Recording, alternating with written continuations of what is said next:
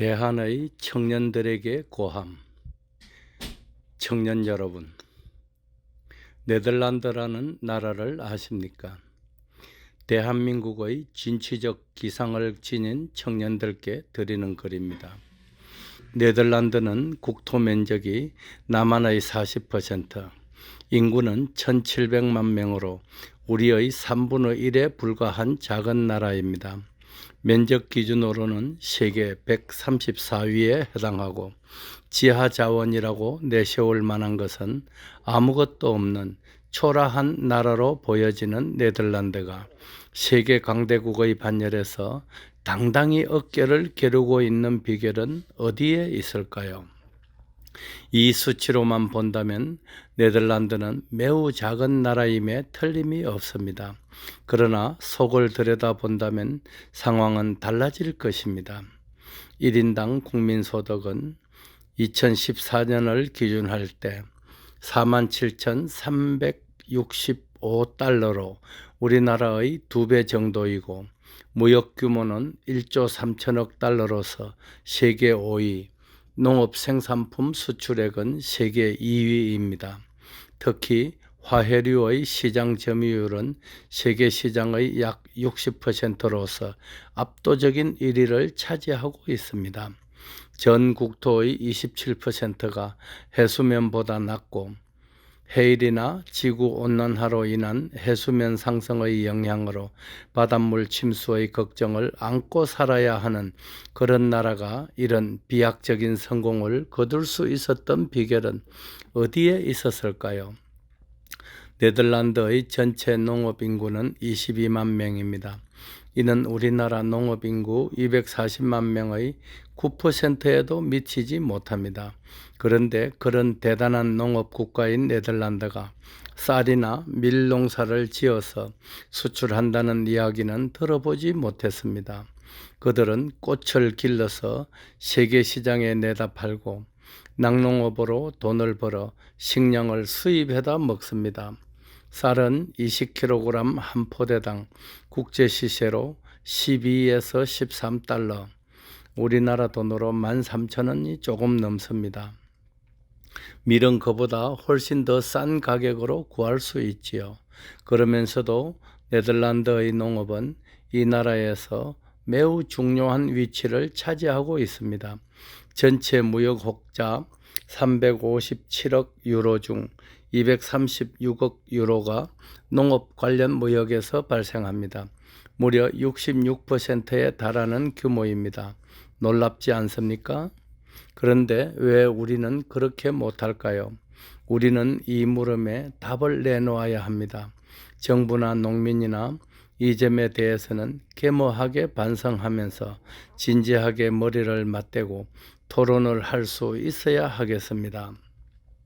지금까지 해오던 대로 쌀값이 떨어졌다고 광화문 광장에다 쌀 가만히 쌓아놓고 정부를 성토하고 떨어진 솥값을 책임지라면서 청와대 앞에까지 소를 몰고 가서 반미구호를 외치는 것으로는 우리나라의 미래가 없습니다.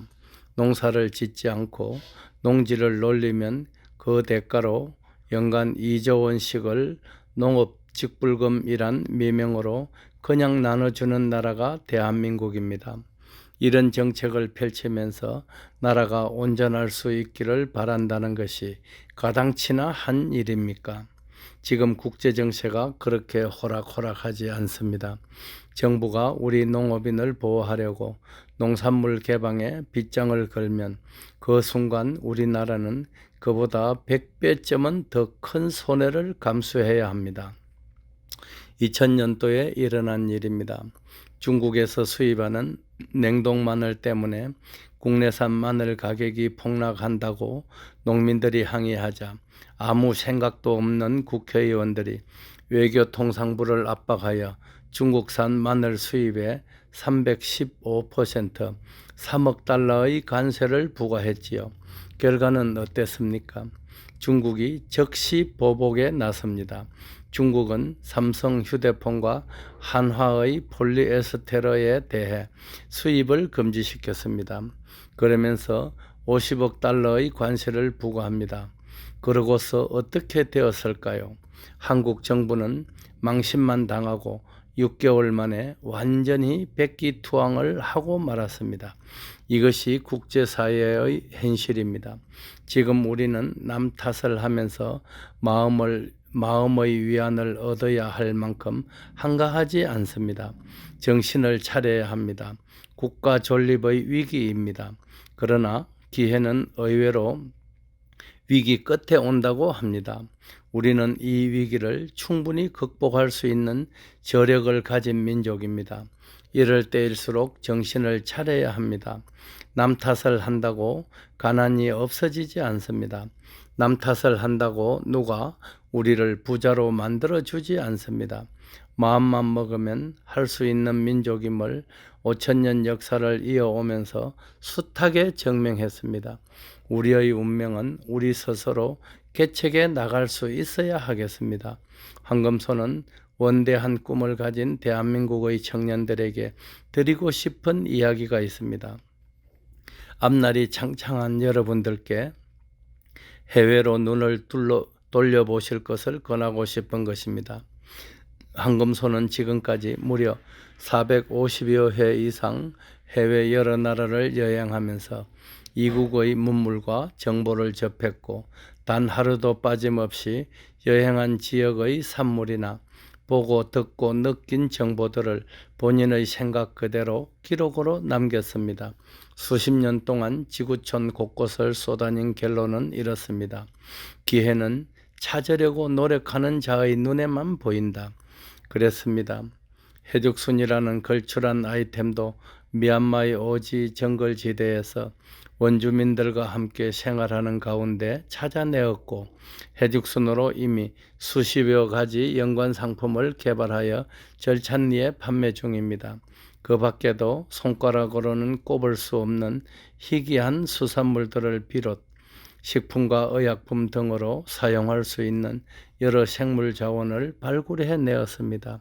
이 자원들은 머지않은 미래에 대한민국 국민들의 먹거리가 될 것으로 예상하고 있습니다.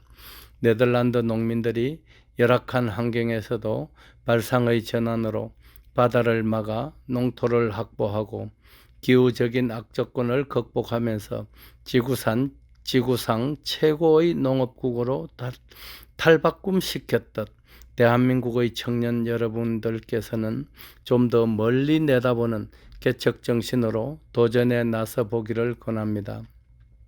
우리나라나 선진 각국의 시장에서 비싼 가격에 거래되는 여러 자원들이 아직 원시 상태에서 인간의 손길을 기다리고 있다는 사실은 우리 청년들의 흥미를 끌기에 충분할 것입니다.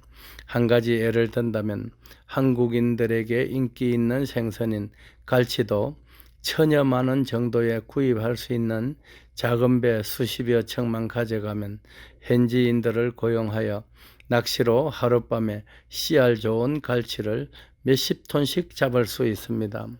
현지인들은 갈치를 잘 먹지 않거니와 그런 돈을 투자해서 배를 구입할 형편도 안 되고 팔로 또한 몰라서 귀한 수산 자원을 사장시키고 있는 것입니다.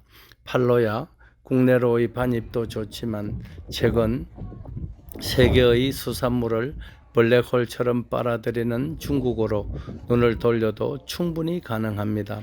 이런 일들에 우리 대한민국 젊은이들이 관심을 가지고 정부에서 인프라 구축에 조금만 지원을 한다면 참 좋은 기회와 경험이 될 것으로 보여집니다. 황금소는 폴리페놀을 다량 함유한 해죽선으로 우리 국민은 물론이거니와 인류 모두를 건강하고 행복하게 해드리는 꿈을 꾸면서 오늘도 최선을 다하겠습니다. 네덜란드의 기적 같은 이야기를 대한의 청년들에게 전하면서 황금소는 한국의 새벽을 깨웁니다. 좋은 하루 되십시오. 감사합니다. 달대열의 세상만사 구독과 좋아요를 눌러주시면 황금소는 큰 힘을 얻습니다.